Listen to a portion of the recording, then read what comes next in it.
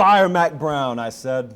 Things would get better then, I said. Texas, in week 1 of year 2 under Charlie Strong, will compete and maybe even beat Notre Dame, I said.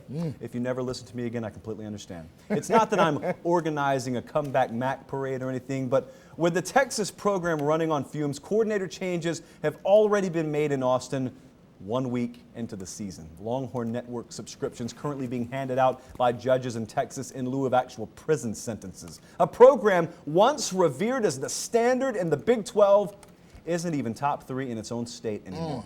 And the worst part for Charlie Strong is he still has 11 more miserable weeks to go in this season. Mr. Rivers, while you wait for the turnaround that's never to come in Austin, let's turn our focus closer to home as week 2 approaches in the SEC. I want to see whose week 2 looks like their week 1 looked. Week 1 has always been, to me, for observation, a lot more than conclusion, if you will. Is South Carolina's running game. Now, if you rewind to 2014, this team was picked to win the SEC East. By who? In the preseason, by the media. Yeah. Not us. Nobody on this show. No. But a big reason for that was because that offensive line was supposed to be one of the best in the country, and they simply underachieved. And now you come into this year, you don't have a Mike Davis on your football team. You've got guys like Brandon Wiles and David Williams, and even though Brandon Wiles has been in the system, and even though he's been the backup running back, he's shown himself to be just that, a backup running back. He hasn't shown himself to be a workhorse kind of back. Missing players, may get a player or two back this week, and that's all well and good.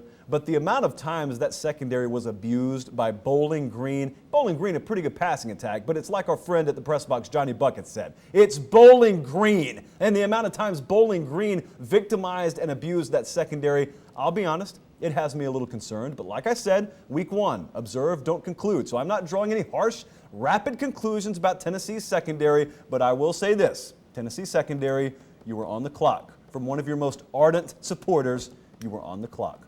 Who thrashed you last year. And I'm not talking about a revenge game. I'm talking about the opportunity you have at hand to go on the road and get a tough win against an SEC opponent, albeit one I think will finish last in the division. And we know what that means in the SEC West. Your decision-making and your ability to play well outside of the pocket will determine how LSU plays this weekend. I'm watching Brandon Harris because I think this, even in its first game, will give you a great indication of how he plays moving forward. I watch Mississippi State games with Sarah McLachlan music playing in the background. It's like one of those sad pet commercials. It's a shame one of these teams is going to have to finish 7th in their own division.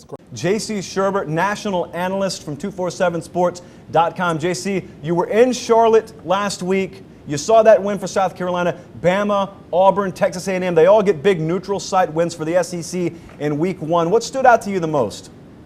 Well, I think Texas A&M certainly was the one team that kind of really stood out. To me, I thought that Arizona State would probably beat them.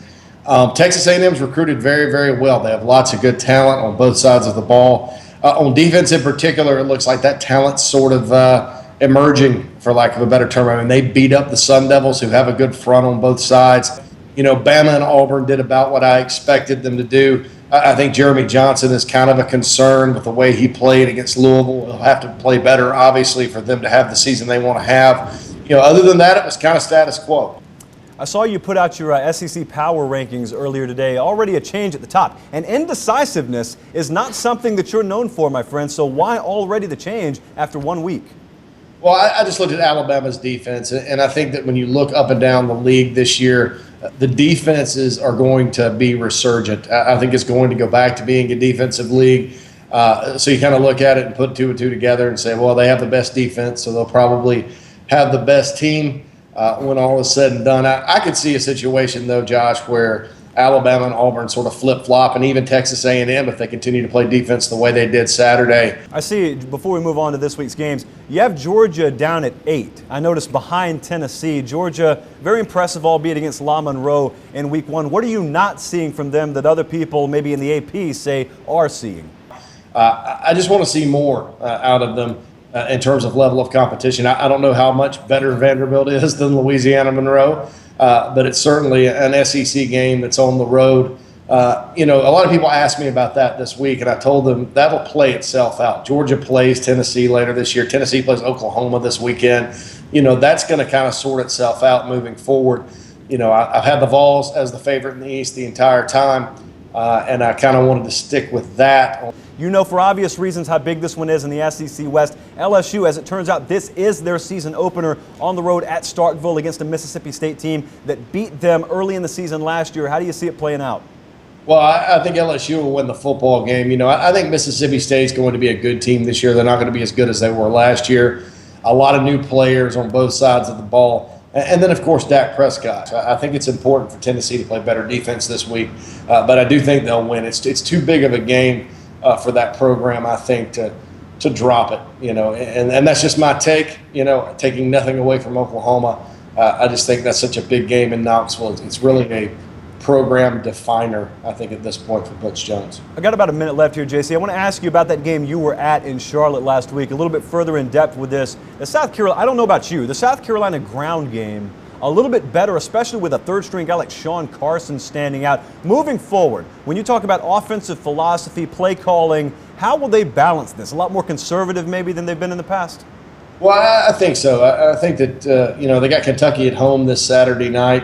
I think it's easier to get a quarterback in a rhythm at home than it maybe is in a neutral site game with him making his first start, et cetera, et cetera. South Carolina doesn't have receivers. They have Pharaoh Cooper and a lot of guys that probably need to step up. So I think that when you look at the talent that they have on offense, it's smart to run the football.